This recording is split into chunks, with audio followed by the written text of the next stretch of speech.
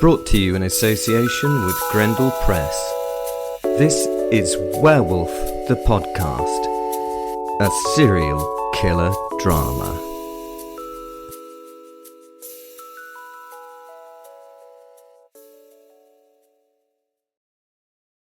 Hello, this is Wil the Werewolf, and this is really exciting. We're taking a break from the Viking Wolf for a moment, and we're going to bring it back to the future. Yeah, we're going to do something that's really exciting. I'm working today with a co-conspirator, Mr.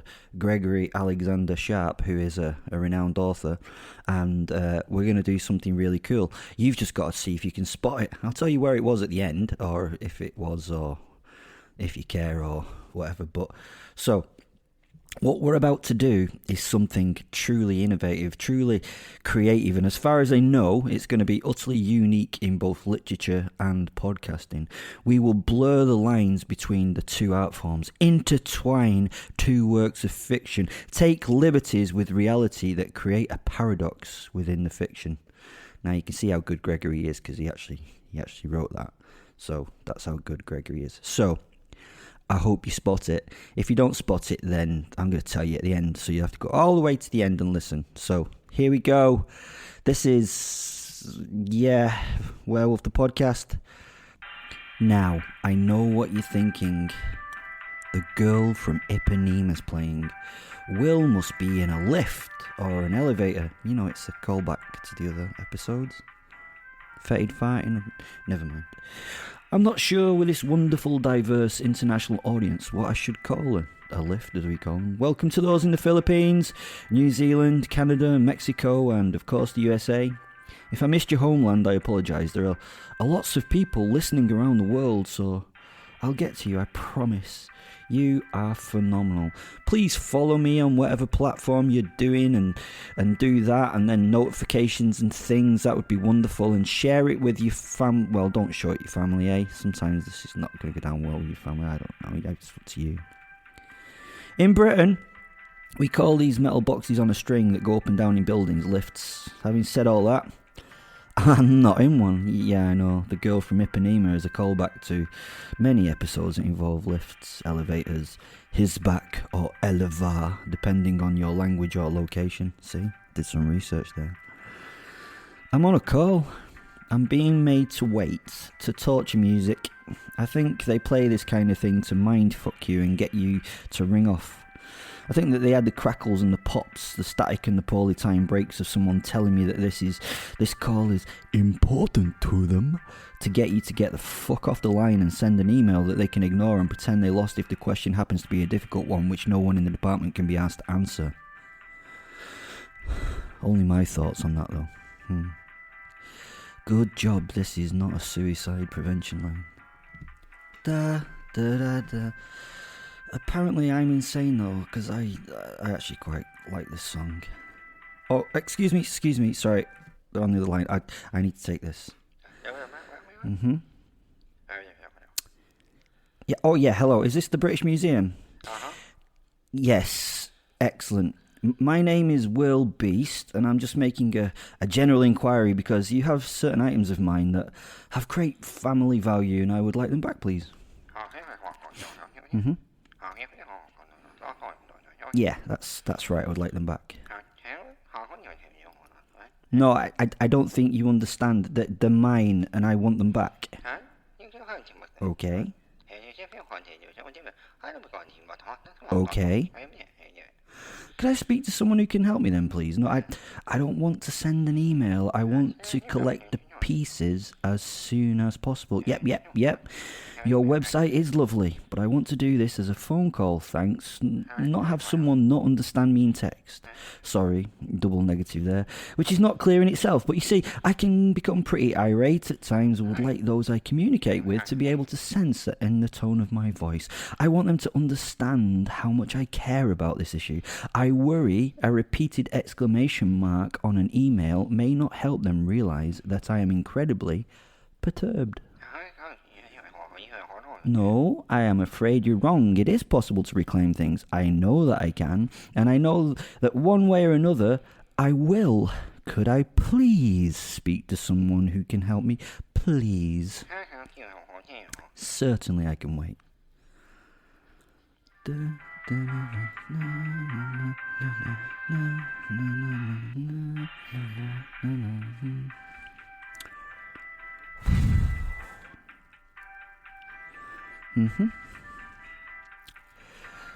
Oh, hello. Yes. Sorry. Nice to speak to you.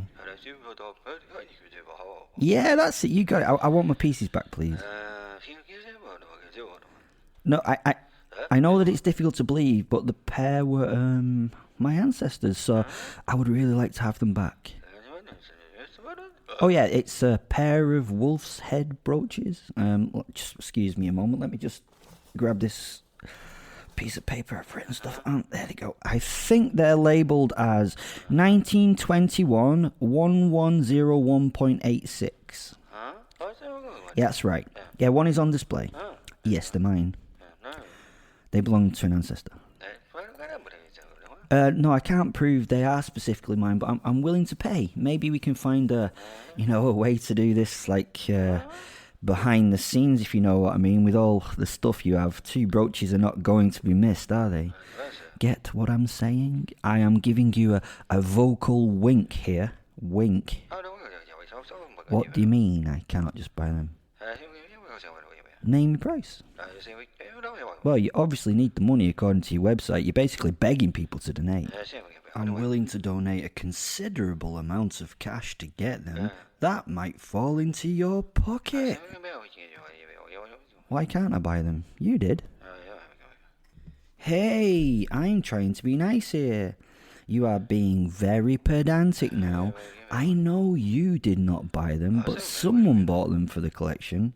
Are you telling me they did not buy this from a private collector? Because then your information linked to the piece is a lie. Okay, no, that's fine. I suppose I will have to do this the British Empire way, the thing that they do, and I'll come and steal them. And then I will display them and say they're mine, and then other people can come and try and take them if they're tough enough. No, it's not a fucking wind-up. Yes, you have stolen items on display. I can give examples that you may have noticed around the place. I mean, some of them are no small thing. You may have seen India's Amaravati marbles, or even the Greek Parthenon marbles. You can hardly miss them, can you? Have you heard of the Rosetta Stone? Quite an important piece, that, I believe. That belongs to Egypt. You are harbouring stolen goods that makes you an accessory to the original crime of stealing them. Hello? Hello? Oh, for fuck's sake. They could have let, at least finish the tune. Well, Fen, it looks like we're going to London to get your heritage back, the British Empire way. We're going a sacking and a looting. Okay, let's carry on. As you may have heard in the past few episodes, we are currently exploring the Posit's past. My wolf soul Fenrir has been around for a fucking long time and has been part of several people's lives.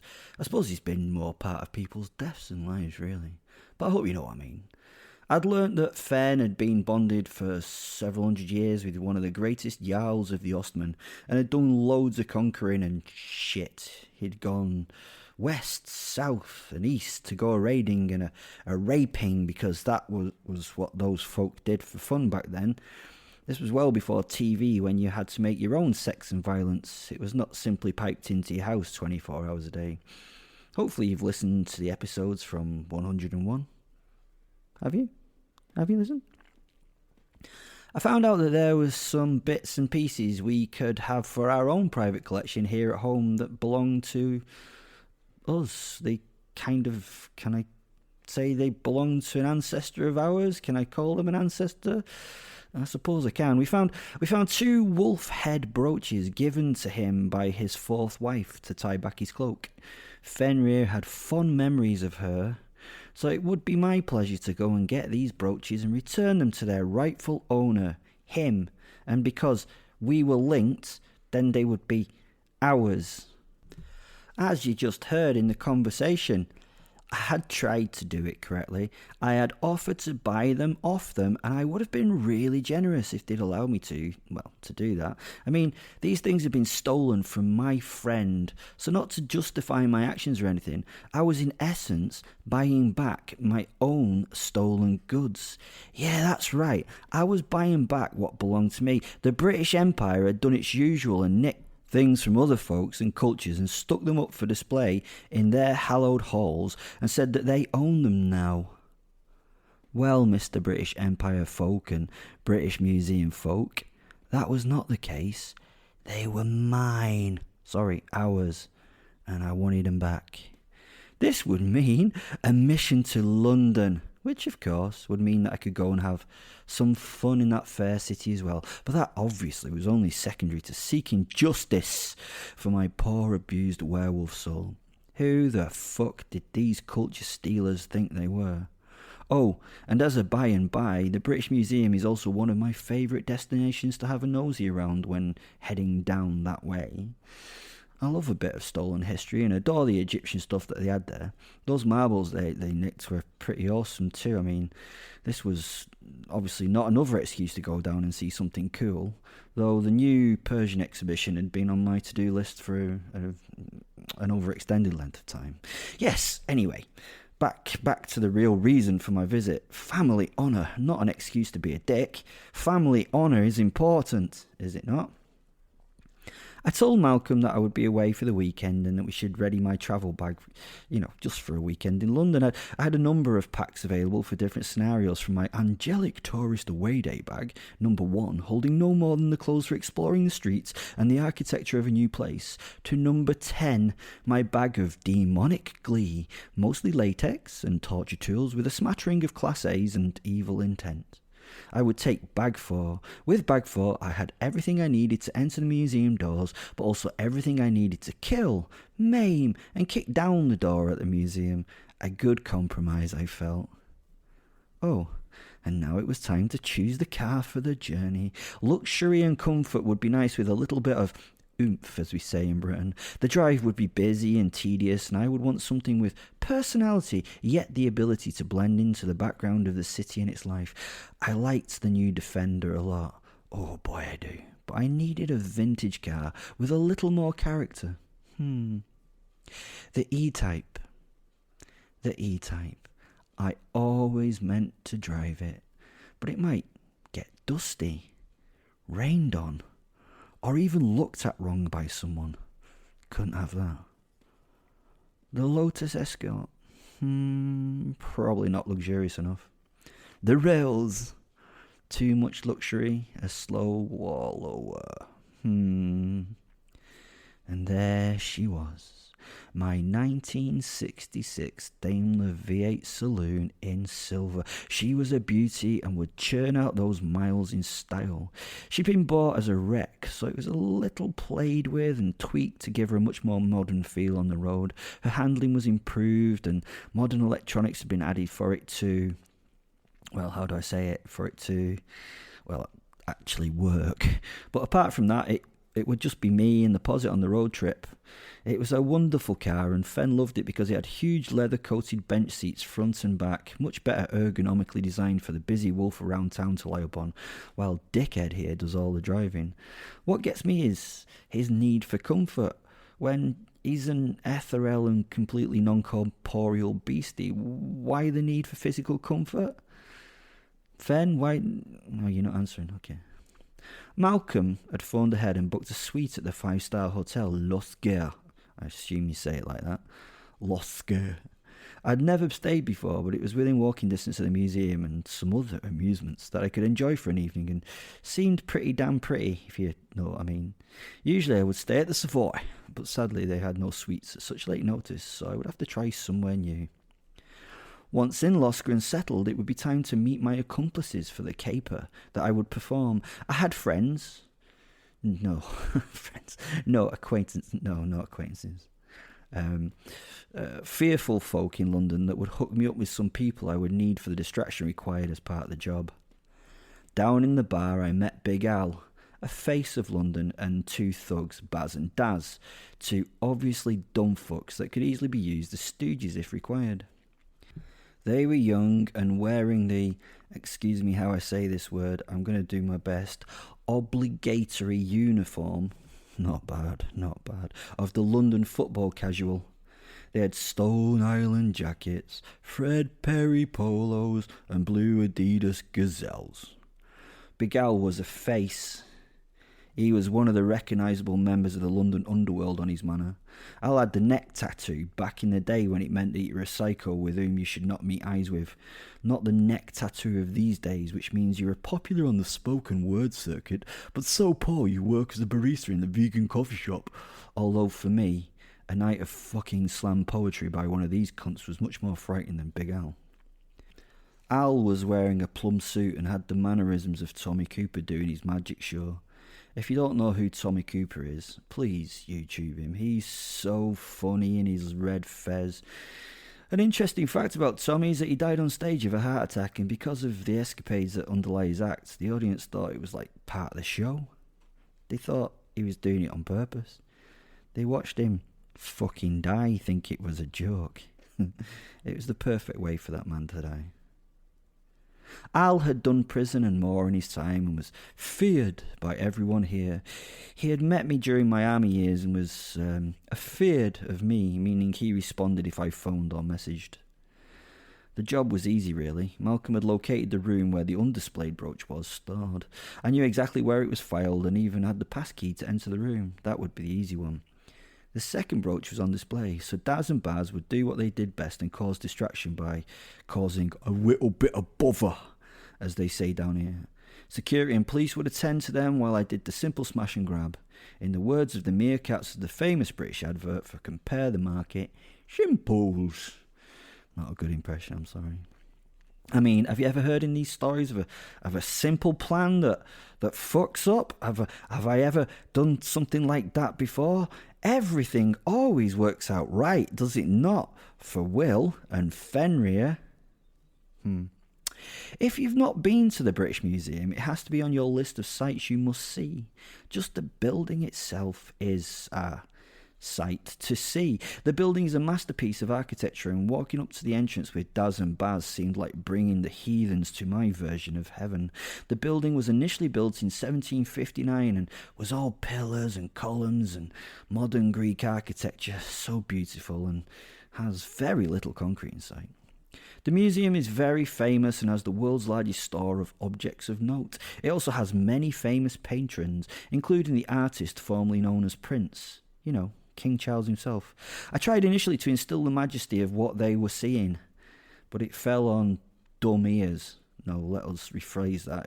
It landed on the dumbest of ears. So I ditched the asses at the entrance as they practiced intimidating the tourists with the over-enthusiastic smoking of fags. I told them to prepare for my message when the diversion was needed. The first bit was surprisingly easy, disappointingly so. No one asked any questions as I made my way through the place with a fake pass and a simple passkey. I found the brooch stored away and put it in my pocket. It was that easy, especially with Fen, my posit as a watchdog. I'm sorry, Fen, I know. Sorry. Watch Wolf. Is that better? Okay. So sensitive. My watch Wolf scoping out the path ahead. It was as easy as stealing a baby from Candy, and that Candy woman is a proper dumb bitch, so as you can imagine it was really easy. I then wandered on to the next site I needed to address. I had brought my current novel with me to hide behind and not get disturbed by others as though bored and waiting for someone else in the corner. I do like a good werewolf novel, and this was a very good one. The cabinet with the brooch in it was a little out of the way and secluded by an exit to another room. I had no CCTV covering me, so I expected it would be easy enough to take when suddenly a man started to walk directly towards me. The man, well, he was incredible to behold, looking both like he worked here and that he should or could have been a possible exhibit of the museum itself. I thought at first that I'd been rumbled, and I stood there next to the posit ready to go full wolf and fuck up the world, when I realised as he stopped close to me with a nod that he was on the phone and showing a certain level of distress. I was open-mouthed as I looked at him. He was all tweed and red velvet waistcoat with white hair and white goatee. This guy should be preserved nationally as a person of great British historical significance. His importance to British culture became more apparent as I heard him speak. I was mesmerised by the man. When I grew up, which I suppose I would not do because of the werewolf thing, I would want to be him. I listened to the conversation. I couldn't help myself pretending my focus was really on the book. Yes, but not for much longer, he said to the person on the other end of the phone while smiling and simultaneously apologising with a nod for his uptake of my personal space. I was in the only quiet spot for his call, and if I'd not been mesmerised by him, I should really have given him the space to talk on his phone. That was the polite thing to do, but I had to know what he was talking about. It was anachronistic to see this modern technology in this man's hand. It just didn't seem to fit, and I could see his slight discomfort at my not moving on. He turned his back to me and hunched a little as he tried to speak quietly to the person on the other end of the phone. Yes, of course I can swing by Marshwood and pick him up. Be good to see both you and Charlie. He replied to the person on the phone. I needed to know where Marshwood was. Who were these people he was going to see? I wanted to meet them and experience them. Would they be like him? Oh, my dear boy, yes, of course I can. I'll leave immediately. This very instant. Send me the postcode, will you? There's a good chap. Just what seems to be the matter? Young Charlie always strikes one as being such a solid and dependable sort of fellow. Whatever could be bothering him so much? He told the phone as he turned to me again, making eye contact and smiling. I looked at him in semi-worship as I forgot why I was there. This was too... cool? No, that's not the right word for this situation. What would he use instead of cool? Goodness, I am so fucking uneducated. He would use, remarkable. Yeah, remarkable. The man was getting flummoxed. Yeah, that's a good one, flummoxed. Oh, what, Nicholas? That there are what? There was a long pause as the man listened, and then I could see him try to comprehend what had been said. Oh, yes. Yes, I'm still here, Nicholas, my dear, dear boy. And no, actually. No, I'm afraid it doesn't sound ridiculous in the slightest. It sounds at the very least very upsetting. Very upsetting indeed. Of course, I'll leave immediately and bring him to Radcliffe Hall as quickly as I can manage. He had taken a pen and paper from an inside pocket. I was a little disappointed to see that it was just a common garden fucking ballpoint that he had in his hand. But I suppose what was I expecting? Like a long feather quill or something? And he was now busy writing down the postcode. He looked at me, watching him. Bit of a coincidence, old boy. You having a copy of Il Lupo there? I looked at the book in my hand as though seeing it for the first time. One of my close friends seems to have become quite convinced that he's a werewolf. Can you believe it? He held eye contact with me, and I realised at this point that it was not a rhetorical question and that I would have to give him some sort of answer. Werewolves, they're just all made-up nonsense for stories, aren't they? I said, waving the book at him. He smiled as he returned his items to his pocket. Well, yes. That's a very reasonable perspective, I suppose. He harumphed and then straightened his jacket. Any good, is it? He asked. I'd already forgotten about the book and stood open mouthed, not knowing what to say. The book, dear boy. The book, he repeated. Oh, aye, yeah, it's brilliant, old boy. I tried. Will's in love came into my head from my sarcastic wolf soul. The man nodded, and I expected him to click his heels in the salute of the cavalry officer, but he just turned and left. It took me a moment while I dealt with the loss of this force of heritage, before Fen reminded me why we were here, so I messaged the Azzies. Daz and Baz, on receiving my text, began to get into an overzealous argument about the use of the sconce in architecture. I had to tell Baz what a sconce was, and that it was not a Scottish nonce. For our foreign audience in the south of England, a nonce is an older man with the wrong kind of affinity for small children. So I could see his logic. Scottish, nonce, sconce. You see, it does sort of make sense. Baz was making the argument that the sconce was an integral part of the load-bearing structure of any building, and that without them, that certain parts of the said building were unlikely to be able to bear weight. Daz had made the argument that they were an affectation of the architect or stonemason, depending on the year of the building, had no fundamental role in carrying the weight of the building. This had soon turned into fisticuffs in the atrium and was causing all sorts of issues until some 10 minutes later, the police arrived. Baz and Daz shook hands after being ejected from the museum. Neither wanted to press charges, and they both accepted that the sconce may have either role, or both, in such a large structure, as a museum. That they were really sorry that they had caused any trouble, and not to tell their dear old Mars that they had been such a silly set of sausages and had an argument. Please, officer. That 10 minutes gave me long enough to do my bit. The area was now mostly clear of people, so I gently ripped open the case. We checked if the case would be alarmed and found that it would not be. Another simple job was done. I reached into the case, grabbed the brooch from its pin place and secluded it with the other about my person. I turned to leave to see a little dark-skinned girl looking at me. Shit. I don't know much about children, so it could have been anywhere between 3 and 12. I have no idea. Fenn's voice came into my head. Kill it. We need no witnesses. I laughed and knew he was trying to get some trouble to kick off because this was all so boring for him. I smiled at the child, bending over and putting my fingers on my lips. Shh, I sounded as I reached to tousle her thick dark hair. She smiled as I walked past, my hand still on her head. As I turned the corner and just before moving on, I quickly twisted her head, feeling the next vertebrae separate with a satisfying crunch. The body became limp in my hand as I threw it under the cabinet where I'd just got the brooch from. I reasoned that it may be some time before they find that, and the lost brooches will then be of a minor consequence in comparison to the murder. I think the police effort would go into the dead child, not the brooches, meaning that they were, the brooches that is, now ours. I always like to end my stories with a little twist, sometimes a literal little twist. No witnesses. I laughed, making my way towards the exit. So, did you spot it? Did you? Right, here we go. Wil is carrying Gregory's book, Il Lupo, which contains the conversation he witnesses Ernest having on the phone.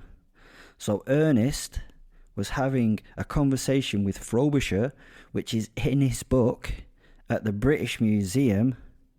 Have you got this? While I'm listening in the podcast, and we've integrated the stories. And we didn't even use a flipping time machine. I mean, that's quite amazing, isn't it? I don't know if anyone else has ever done it, but it's pretty cool. Anyway, having said that, I hope you got it. You can buy Gregory's book, Il Lupo, from all good bookshops and some shitty ones if you want. It is very well written, and Gregory actually did not only write that, but he starred as one of his characters today, Ernest, at the British Museum. Yep, that was Gregory. There's a link to Il Lupo in the description. You can also get links to follow the podcast in the description. Find me on most social media platforms. Well, those that can be asked being on. Big thanks and love to you all. So that's all we have time for this evening. So it's good night from me. And it's good night from him. Good night.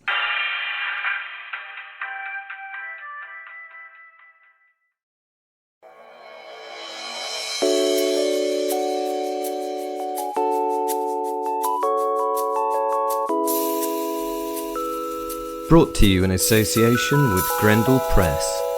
This is Werewolf the Podcast, a serial killer drama.